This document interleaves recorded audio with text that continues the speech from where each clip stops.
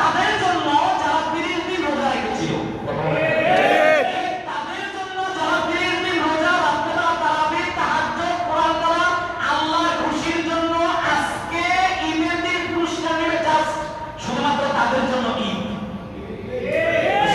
মসজিদে নববীতে বসা জিবরাইল এসে বলেন, হুজুর আপনি আমিন বলেন, রাসূল আমিন বললেন। দ্বিতীয়বার আল্লাহ রাসূল আমিন বললেন, তৃতীয়বার আল্লাহ রাসূল আমিন বললেন। জিবরাইল আলাইহিস সালাম চলে গেলেন।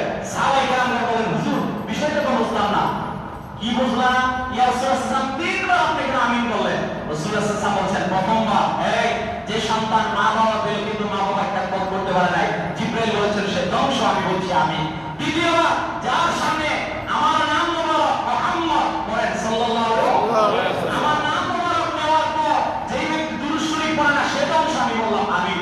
তিন নাম্বার যেই ব্যক্তি রমজান পেল, মান সামা রমাদান ঈমানাও ওয়া ইহতিসাবান গুফিরা লাহু মা তাকাদ্দামা মিন যামবি, যে রমজান পেল ওই হতভাগা রমজানকে কদর করতে পারলো না, যে হতভাগা তারাবির নামাজ পড়তে পারলো না, যে হতভাগা রমজানে একবার কোরআন তেলাওয়াত করতে পারলো না, যে হতভাগা রমজানে 30টা রোজা রাখতে পারলো না, ও ধ্বংস, আমি বলেছি আমিন। রাসূলুল্লাহ বলেছেন শোনো, ধ্বংস তাদের জন্য যারা রমজান পেও রমজানকে খাতির করতে পারেনি। তো ঈদের দিন তো তাদের জন্য যারা রমজানকে ইন্তেজার করতে পেরেছে, যারা রমজানকে গুরুত্ব দিতে পেরেছে। কথা বলেন ঠিক?